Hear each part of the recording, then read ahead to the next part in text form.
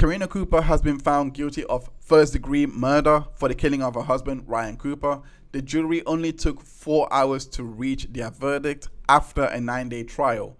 She is now facing life in prison, but we have to wait for sentencing to understand how much time that she gets to serve. Over 25 witnesses testified in this trial, including Karina Cooper herself. She gave testimony in her defense. So in this video, we shall be consolidating all of the testimony of the facts and the lay witnesses that was presented by the prosecution to give the sense of what happened on the 18th of June 2021 and what Karina and Ryan's relationship was like. We shall also be assessing the credibility of Karina Cooper's testimony and also assess whether the jury reached the right verdict based on the prosecution case in chief, whether the prosecution really met their burden. Welcome to Catch Up Court. Let's catch up with the Karina Cooper trial. Do those messages mean that you, or did you, want your husband dead? No. So let's go through the fact witnesses in this case. These are individuals such as agents, police, criminalists, medical examiners, etc. They all gave testimonies. So let's start with the medical witnesses. On day 5, Kelly Cruz, who is a medical examiner at the Iowa office, provided testimony regarding the autopsy she performed of Ryan Cooper. She testified that there was a presence of soot on the face of the autopsy and opines that this means that the gun was near his face. She testified that he had a total of 2 gunshot wounds to his face, one closer to his nose and one closer to his ear. She testifies that bullet fragments were recovered from the body and she transferred it to another department for analysis. So this was out of her custody. She testifies that gunshot B was described as independently fatal and had injury to the skull, and it was fatal due to the nature of the wound. She determined that the manner of death was homicide, meaning death by the hands of another. There was no cross-examination after this. Now let's go into the police testimony who were on the scene that night on the 18th of June 2021. On day 1 of the trial, we saw testimony from Kyle Fangman, who is a deputy sheriff at TMA County Sheriff Office. He testifies to responding to a 911 call and was dispatched at 4:39 a.m. with Deputy Foster. He says that there was screaming on the 911 call when dispatch was relaying details to him, and it made it hard to hear what was being said. He testified to arriving at the scene and seeing Aaron Cooper, who told him Ryan is dead, and Karina Cooper, who was covered in blood, screaming, and was on top of Ryan Cooper, crying. He says she was sitting on his lap and rubbing her face on him. He also saw 3 children there as well. He testifies to seeing injuries to Ryan Cooper's face on his left side, cheekbones and ears. There was a lot of blood around him and appeared to be clotting. He said he saw blood splatter on the east wall of the living room. He testifies to searching the house after being concerned that there was firearm in the house. He found no firearm around Ryan Cooper. He went to find a 9mm Smith & Wesson on a buffet table that had 6 bullets in the magazine. He cleared it and placed it in his patrol car. They later identified that this belonged to Ryan Cooper. He testifies that a Ruger handgun was found in a safe in the bedroom and it belonged to Karina Cooper.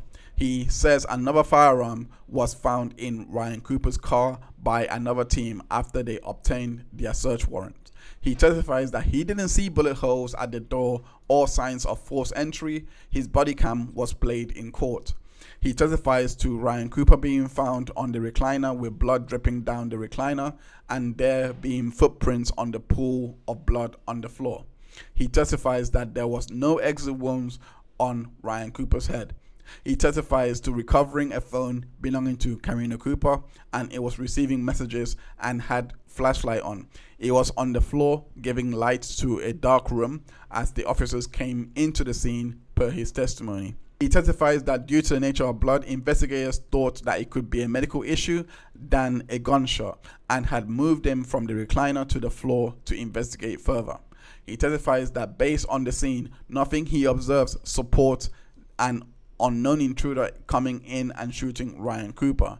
He also says that Travis Foster arrived on the scene 4 minutes after he arrived. On cross-examination, questions were asked regarding the attempts the police made to avoid molestation to the scene and have it undisturbed. He stated that the scene was secured when they got there. On redirect, he testifies that only qualified personnel were allowed into the scene. This is what he meant by securing the scene. The next witness up was Deputy Travis Foster. He was a deputy sheriff from the Tama County Sheriff Office. On direct exam, he testified that he observed the deceased on the recliner and saw blood splatter on the wall behind him. He says he had blood coming out of his nose and mouth. He testifies that he didn't observe signs of forced entry and testifies to what he would be looking for to show forced entry, which would be broken doors, windows, etc. He testifies to trying to determine what had happened by interviewing Karina, as she was the lone adult during the incident. He testifies that Karina told him she initially saw Ryan and she had noticed her other son was awakened. So she took her son and brought him into bedroom where our other kids were and attempted to get a gun from the safe, but it was locked. She told him she had retreated to her bedroom to grab a gun for self-defense. He testified to asking Karina Cooper regarding the noise she heard and asked if it was a gunshot, and she said she didn't know and never heard a gunshot before, except maybe on TV. He inquired her about owning a gun, and she stated that she had never shot the gun, that she tried to retrieve it from the safe. On day 5, Brian Randall, a deputy sheriff at the TMA County Office, gave testimony during the middle of the day. On direct exam, he testifies to receiving 3 types of firearms from Bradley that belongs to Houston Danker. This was an AR-style firearm, double-barrel shotgun, and a .22 caliber. He says that they were collected to test against the casings that was found on the scene that night. On cross-examination, he testifies he did visit the scene and another gun, which was a Ruger long rifle, was turned over as well. He testifies that it's possible to have a permit and never fire a weapon. So that was the bulk of the police testimony and their contemporaneous statements. Now on to the agents that gathered more information to aid the investigation. The first witness up is Ryan Herman. He is a special agent in the DCI division of Iowa. On direct exam, he testifies to interviewing Karina because she had made the 911 call. So he thought that's the best place to start the investigation and try to find out what happened. The interview took place at 9:39 a.m. on the 18th of June 2021 at the county sheriff office. He says the case wasn't marked as a criminal case investigation, but it was marked as unknown. He testifies to the events that led up to the moment that Ryan was found on the recliner. He says he told them she used the restroom at around 11:30 and 12:30 and says that the TV was still on and Ryan was snoring, and again at 3 a.m. she says Ryan was snoring and the TV was off. She says later she heard a loud noise and was looking around the house for what possibly happened and was annoyed Ryan didn't hear it. And after looking around the house, she thought he was still sleeping. She goes in the living room, turns on the light, and notices all the blood. He testifies that he asked Karina regarding Houston Danker and our relationship, and he asked these questions as there could be a potential conflict between Ryan and Houston. So you said you thought that maybe somebody was in the house?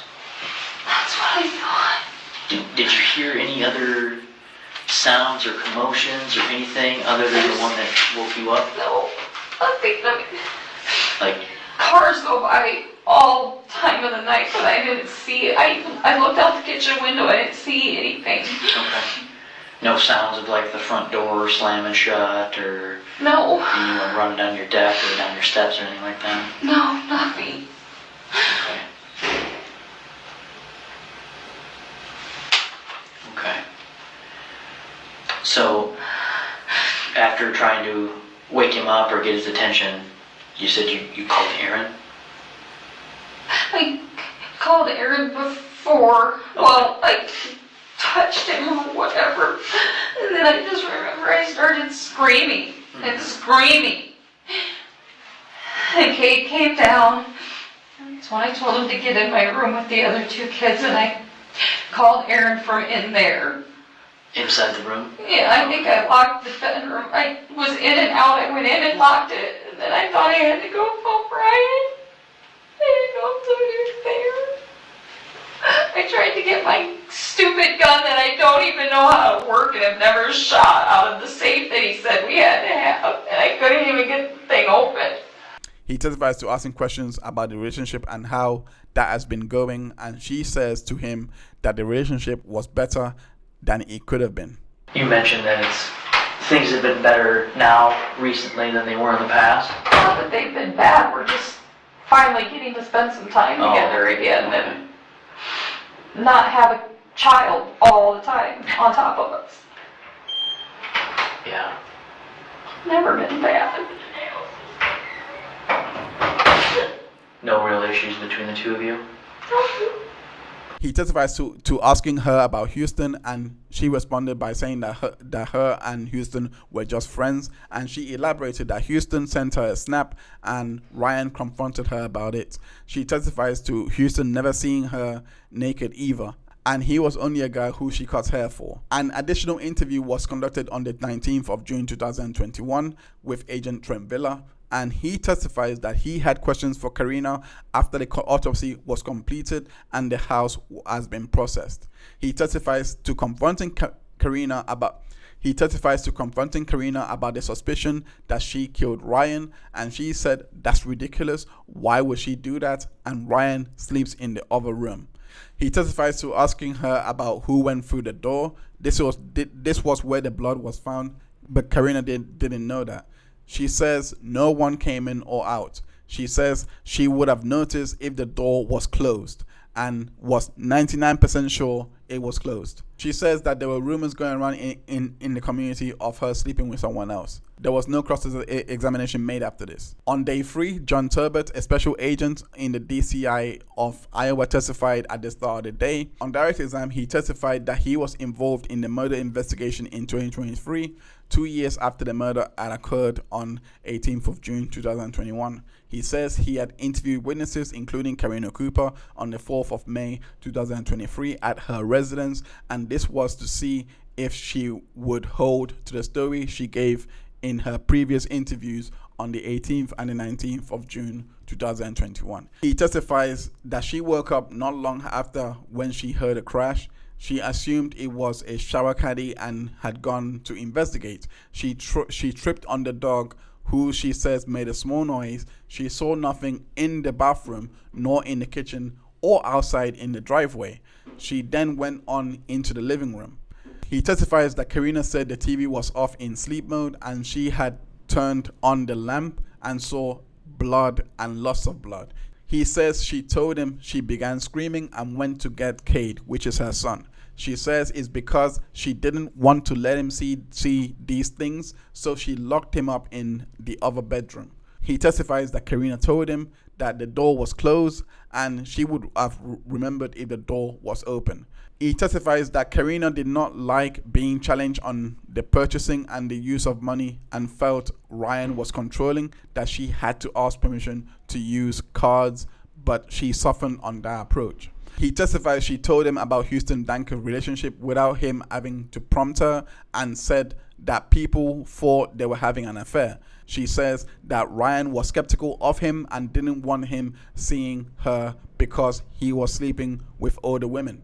But she said all she did was cut his hair. She says she stopped communicating with Houston in September 2021. He testifies that she said her communications with Houston on Snapchat was basic and minimal. He testifies that he asked Karina if Ryan had asked her about an affair with Houston, and she says no, there was no affair, so there was no reason to ask that question, and him and her were happy.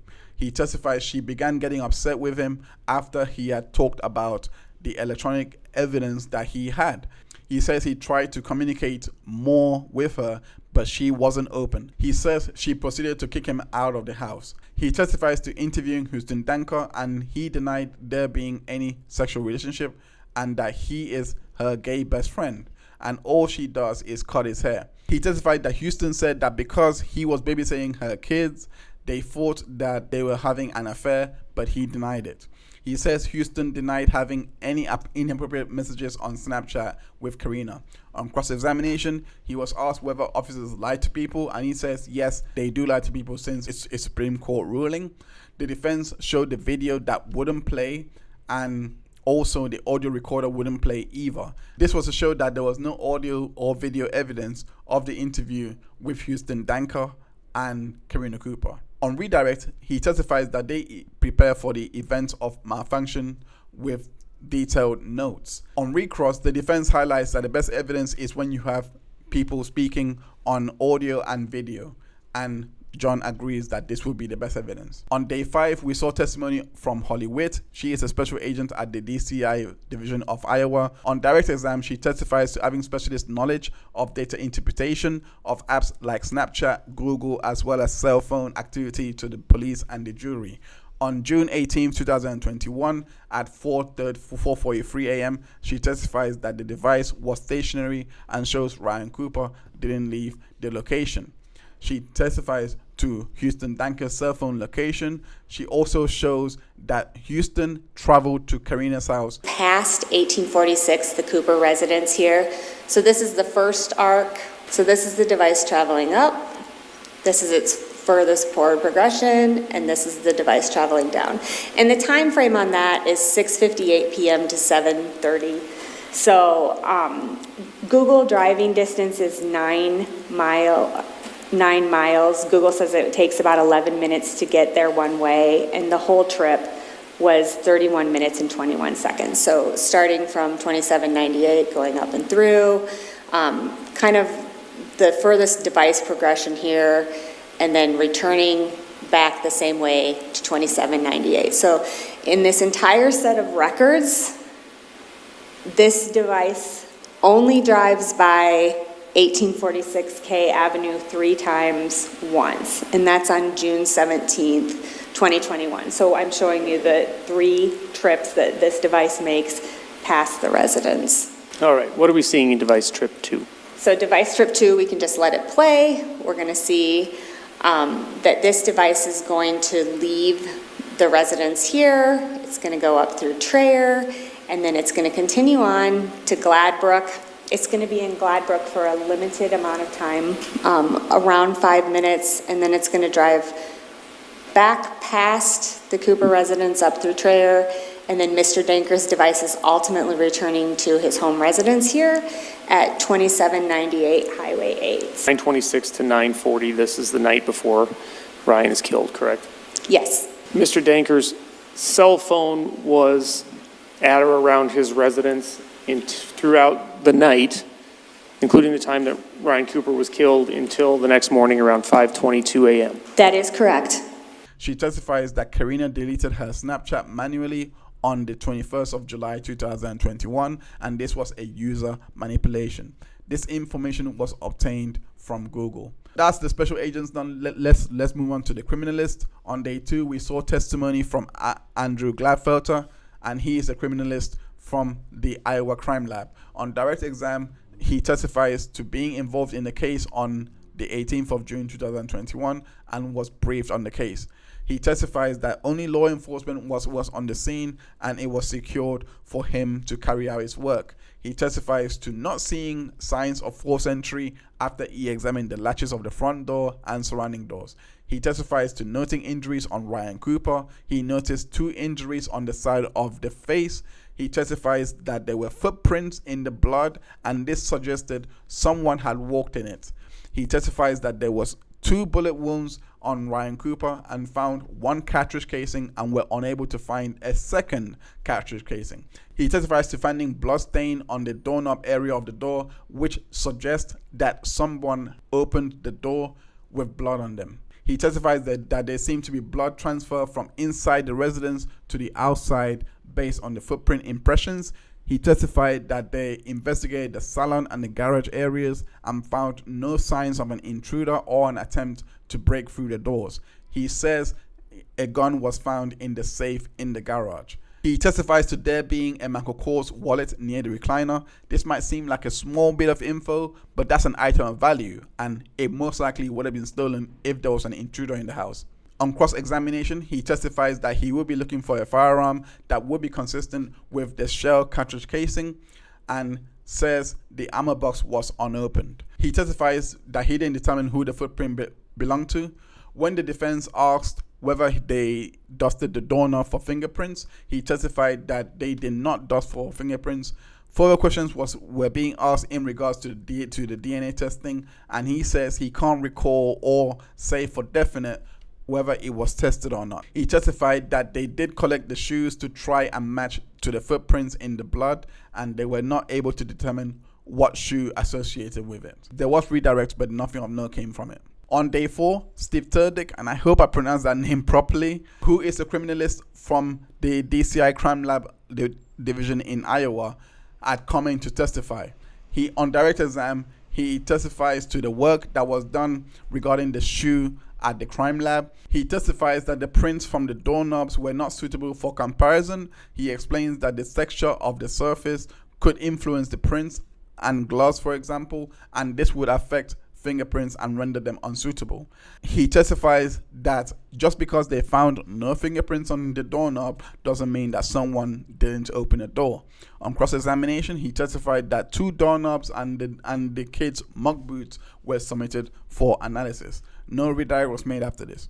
Brenda Reinhardt, who is a criminalist in the DCI department, on direct exam, she testifies about the swabs she took from the scene, the cars, and also swabs from the autopsy of Ryan Cooper. She also took buccal swabs, which is swabs from the mouth, from Cable Cooper, Karina Cooper, and basically the Coopers.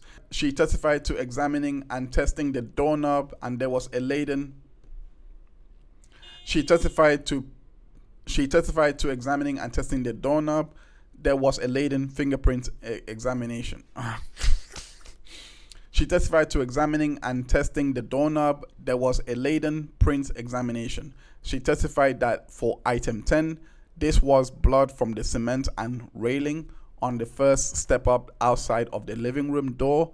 Most of the blood DNA belonged to Ryan Cooper. This means that the intruder was not bleeding or himself, anything like that. Brenda Reinhardt was back testifying on day 5, and on direct examination, she testifies to examining a 1022 Ruger rifle and talks about the cleaning of the weapon, and that is quite common with gun owners. On day 5, Sabrina Seehafer, who is also a criminalist at the DCI Crime Lab at Iowa, provided testimony. On direct exam, she testifies to DNA analysis being done on the 7th of May 2024 pertaining to the case on the clothing items that was submitted to her. These were jeans belonging to Houston Danker, 2 sweatshirts, and a long sleeve t-shirt. It was unknown who these belonged to. She testifies that the jeans, sweatshirts, and long sleeve shirts were not tested for DNA due to absence of blood and stains. She testified that there was no DNA screenings on the carpets that were tested from the Houston household. She said that this is common to finding no DNA on items due to passage of time, as well as washings and cleaning. She can remove DNA that wouldn't allow them to build a DNA profile. There was no cross-examination done. Victor Murillo, who is a criminalist at the DCI unit in the Iowa division, came in to testify. On direct exam, he testifies to what they were looking for on the crime scene, which were fired bullets and fired casings, so they could match them to a particular firearm. He testified to have tested the shell casing that was found on the scene and says that it was fired from a 22 long or a 22 long rifle. This is the same gun that Houston Danker owns. He testifies to have found 2 bullets that match a 22 caliber, and bullets were damaged, which is normal as the bullets will be damaged once it makes contact with a surface. He testifies that the shell casing dimensions that was found on the scene was a popular type of casing and had a long list of firearms that could have been shot with this particular casing. The Ruger 1022 was included in that list. He says that you should hear a loud pop if this type of firearm was used. This was to show what Karina had heard that night. Kristen Hart, who is a criminalist at the Iowa DCI Crime Lab, provided testimony. On direct exam, she testifies to doing a firearms examination in May 2024. She had taken over from Murillo, who is now retired. She testifies to examining 5 long guns and 1 handgun in the first exam and second exam. She examined another rifle or a long gun. This was a .22 long gun she tested. She examined the cartridge casing that was found at Ryan Cooper's residence. She testifies that the cartridge casing was determined to have been fired from a Ruger 1022 rifle that was submitted on the 7th of May 2024. She determined this by using known samples that was available at the lab, and she showed the rifle that was used to identify the cartridge case. There was no cross-examination made. Karina Berry was the next witness up. She is an analyst in the toxicology section of the DCI crime lab. On direct exam, she testifies to going to Houston Danker's residence on the 6th of May 2024 to conduct a Blue Star blood test to see whether there was a presence of blood at the residence. She testifies that during her test, it was hard to tell whether someone had cleaned up to obscure blood. She testifies that the footwear pattern at Houston Danker's house was consistent with the patterns found at the scene. It was the Vans that he was wearing. She testifies to recovering 22 fired shell casings from Houston Danker's residence. On cross-examination, she testifies that she doesn't know whether the footwear impressions found at Houston Danker's residence was compared with the impressions found at Cooper's residence. On redirect exam, she testifies that she was tasked with looking for shoes with a diamond pattern, and so she went in looking for that, and she said that she felt that the Vans were the closest match to those diamond patterns. On day 4, Kenneth Martin, who is a forensic analyst, testified. This testimony was really long and very technical, so I'm not going to pretend to have understood everything from the testimony, but here is the best I could do. On direct examination, he testified to the methodology using in analyzing blood evidence to show what may have happened at the crime scene. He testifies that his work was to replicate what would happen when someone is shot with a weapon and how the blood would splatter on different surfaces. He testifies that there was no exit wounds, only entrance wounds into Ryan Cooper. He testifies to how Karina lying on the body of the decedent has made it really hard to analyze. He says her face was making contact with Mr. Cooper in a rubbing motion. He testifies to how Karina lying on the body of the decedent has made it really hard to analyze. He says her face was making contact with Mr. Cooper in a rubbing motion. He testifies about his analysis of the footprints. He says that someone was walking barefoot after Ryan was shot. He explains why he believes he was sitting on the chair at the time he was shot. And again, another example, in this case here, how it relates, this is what we have here is a flow pattern. The victim is lying on their back on the floor, but this photograph here tells us, or tells me, that the victim was never up at the time that the wound was incurred, if you think about it. Wound is here on the chest. Ultimately, the blood is flowing down, because again, blood wants to flow down. Likewise, head up is up here, so this is a lower portion. So essentially, the victim was on the ground when they incurred that wound. Victim was never standing, but instead was on the ground. He testifies that there was a diamond footwear impression on the blood on the scene. He testifies to the conclusions of his analysis, saying that he was reclined on his recliner when he was shot. He says at some point he was repositioned. He testifies that the door was closed due to blood splatter being on the door. He also says that nothing supports someone went barefoot outside the door. He testifies that the footwear impression is consistent with someone closing a door based on the blood that was on the floor where the diamond impression was made. He testifies the footprint goes up to the door, but there is nothing to support the footprint or barefoot went out of the door. On cross-examination, he testifies that they don't know the size of the footprint or who it belongs to and cannot ascertain whether it belongs to Cade Cooper. And the redirect and the recross were about the blood clots. But I do feel like the defense brought up a good point in regards to Cade Cooper, because the children were on the scene and that could have been the barefoot impressions that they saw. On day 2, Detective Tiffany Lord, a forensic investigator, provided testimony.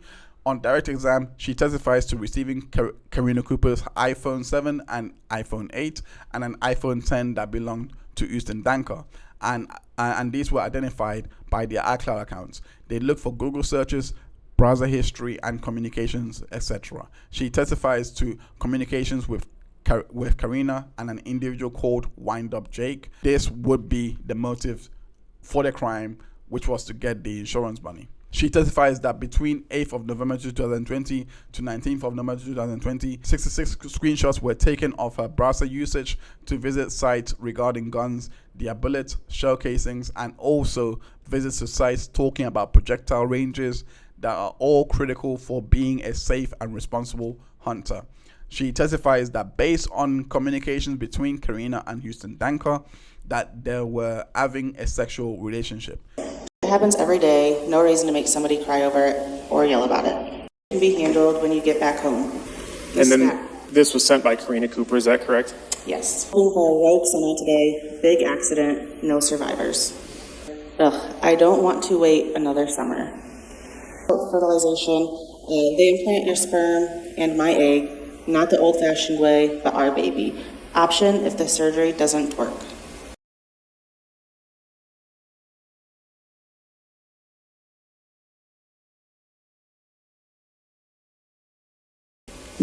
What was that response? Deal.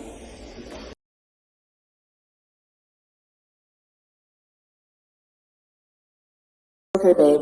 Seriously, putting the phone down. Have to get this shit done. I love you.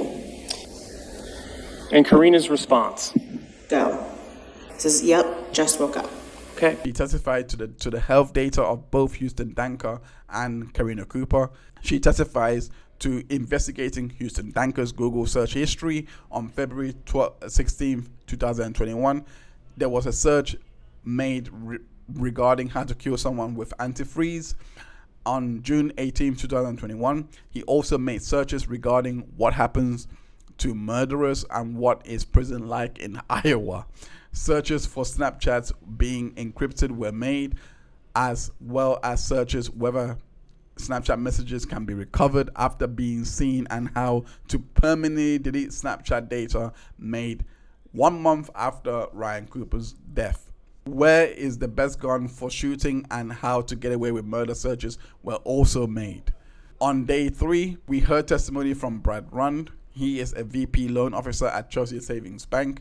On direct exam, he testifies that he has worked at the bank for 14 years and monitored overdrafts for various companies, and says that Karina Cooper was his client during his time of 2020 and 2021. He testifies to the financial health of Karina's account. He testified that she had balances of minus $297 in June 2021 and an overdraft fee of $200. Another of our accounts was minus 163.06 on January 2021, minus 219.87 as the closing balance for the month.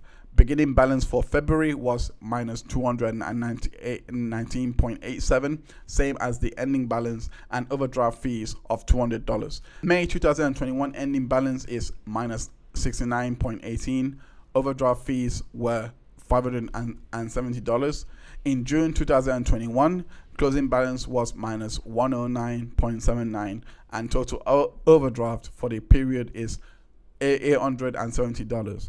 And as of June 23rd, she had a target debit card of $186.09. So this suggests that Karina Cooper had a weak financial health and she was having a bit of money problems. On cross-examination, he testifies that the overdraft was an ongoing issue and wasn't suddenly popping up on January 2021.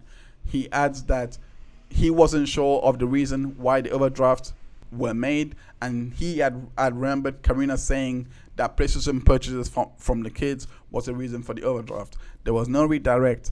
Jeff Goodenkauf, who is an insurance agent at Shelter Insurance, on direct exam, he testifies that Ryan Cooper took out life insurance, policies and made Karina the beneficiary of these policies. He testifies that Karina Cooper had made claims to these policies when Ryan Cooper was declared deceased. She cashed the checks made after she made the claims. This was a sum of $514,882,000.21. On cross-examination, he testifies that the policy was taken out in November 2013 and only dealt with Ryan in regards to the policies. There was no redirect after this. Do those messages mean that you, or did you, want your husband dead? No. So let's start with the sole eyewitness, and when I say eyewitness, it's just someone that was on the scene. Aaron Cooper, the brother of Ryan Cooper, gave his testimony on day one. On direct exam, he testifies to being a farmer in the family-run business and was also a firefighter, and says that he got a call from Karina saying someone was in their house and was hysterical and screaming around 4:30 a.m. He says that he didn't know what to think and he grabbed his 9mm pistol and drove to the house. He testifies that when he got to the house, he saw Karina laying across on the recliner and said Cade had let him in. He testifies to grabbing Ryan's leg and it didn't feel warm, and he had also checked his pulse. He says that blood was coming out of Ryan's nose and ears and his face was covered in blood. He testifies that Karina had called him 2 weeks later after the death to ask about a shell casing, as she heard reports and wondered what he meant. He testifies that her and Ryan used to hunt and he thought that this conversation was a little odd. On cross-examination, it was revealed that Ryan and Karina had marital issues, and on redirect exam, he testified that he wouldn't inquire or want to know about their relationship, so he wouldn't know the full details or look for the full details. On day 3, we saw the introduction of a character witness that goes by the name of Kirsty Setter, and she was a friend of Ryan Cooper. On direct exam, she testifies that Karina was angry at Ryan sometimes and says that if she would leave, she would take all that she has and she would call Kirsty Ryan's work wife. She testifies that they heard Houston and Karina Snapchat and texts and says that she grabbed her phone and saw her messages and says it was of a sexual nature and was having an affair. She also mentioned her Snapchat name. She says that she had never challenged Karina about these messages though, and says that she never admitted about the affair, and her response was that they were just rumors. She says that Ryan eventually found out about the affair around March or April through their friend Aurora. She testified Karina is a gun owner and owned a Ruger 9mm gun. On cross-examination, the defense highlighted that there was a lack of physical violence or threats, etc. To which Casey says she also testifies to never witnessing Karina shoot a 22mm. Carmen Earhart was the next character witness, and this was a friend of Ryan. On direct examination, she testifies to have been in the community for 20 years and that she has seen moments where Karina would be hostile towards Ryan and would argue with him, and mentioned Karina grabbed someone's hair when they tried to calm the situation. She says that there were times she didn't like how the farm was run. She testified to finding out about Houston Danker based on the rumors that Karina and him were having an affair. She testified that her and Karina would discuss firearms and had knowledge of her firearm usage. On redirect, after an uninspiring cross, she testifies to knowing Karina for over a decade and they spoke about different types of guns. Leroy Bradley was the next witness up, and this was a long-time close friend of Ryan and Karina Cooper. He testifies that Ryan had purchased a .22 pistol to teach Karina how to shoot. He testifies that Ryan had told him about the issues he was having with Karina regarding the finances. He says that when she is drinking, that she would get pretty angry and Ryan would stay quiet. Teresa McBride was the next witness up. On direct exam, she testifies that Karina would get upset and yell at Ryan sometimes if he was being analytical about the finances regarding overspending. They would leave when this happens and would just brush it off and say, oh, it's just Karina. She says that she saw more of this behavior when they had been drinking and it became common and quite normal. She testifies that Karina at points got angry and said that she would shoot him in the face, and then at that point, therefore, this was time to leave. This was during a dinner. On cross-examination, the comment about Karina shooting Ryan in the face was the center of controversy, and she basically clarified that this comment was actually made in 2018 during their dinner.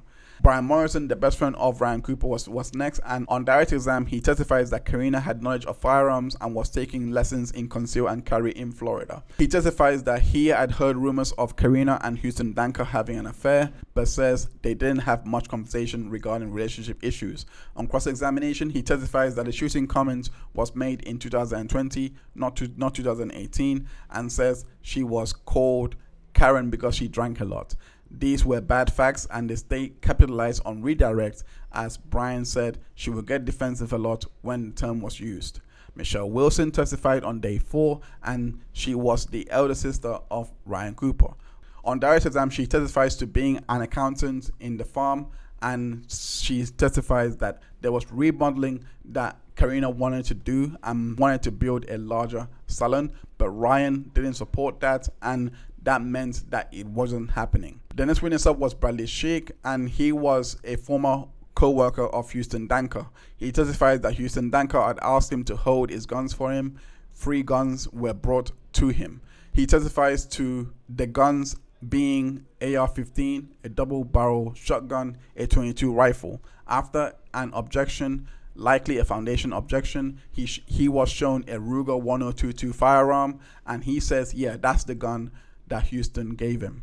He testifies that he never moved or tampered with the gun, and it was just in his closet, and he had it for 6 to 8 months, and no accessories like ammunition, etc. were given to him. He did bring this up with Houston Danker, but he said, don't worry, just keep holding on to them. He testifies to turning over the guns to law enforcement around April or May 2024 when they requested it. On cross-examination, he testifies that the guns were given to him early fall of 2023, and then he handed over to law enforcement on April or May 2024. There was no redirect after this. So those were all the state witnesses that was presented. But what about Karina's perspective? What did she have to say in regards to the relationship, regards to what happened that night, as she took the stand and testified in her defense? On direct examination, she testified to the life insurance policy she took out, and she said that she took it out and she was going to put it into a beneficiary for the kids, and that her and Ryan never physically assaulted each other as well.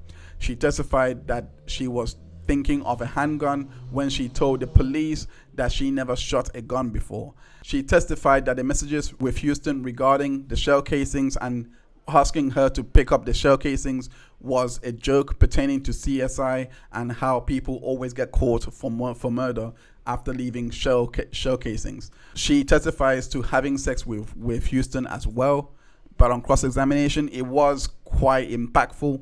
She testifies to never saying that she wanted to shoot Ryan in the face. Snapchat messages between her and Houston were shown on the 17th of June, a few hours before Ryan's death, that she was going to be his and how they were going to have a sexual encounter.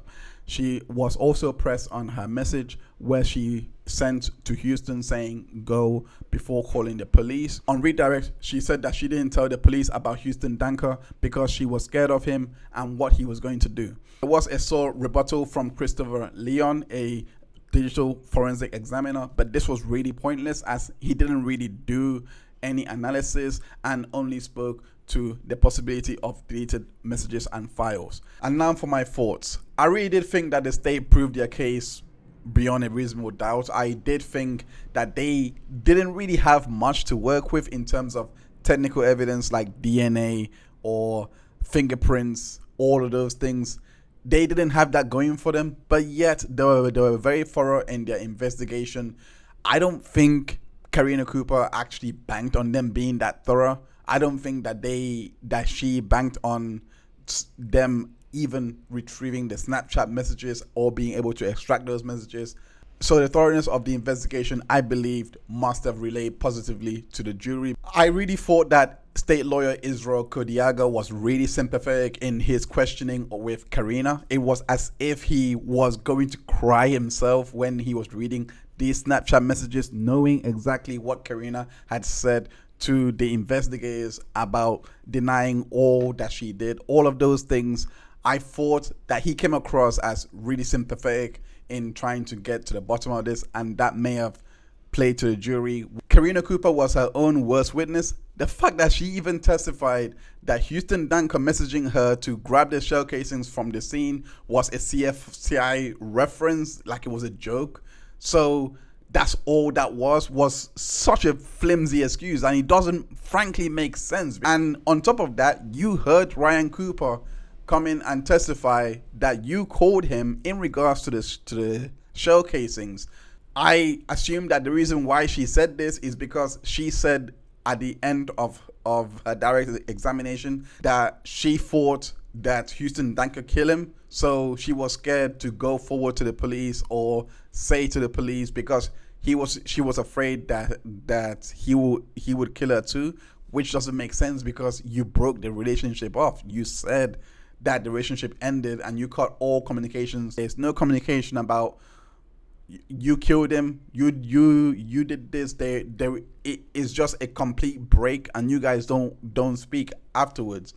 And yet you guys denied the relationship. Both of you denied the relationship. You said that it was just friendship, that all it was cutting hair.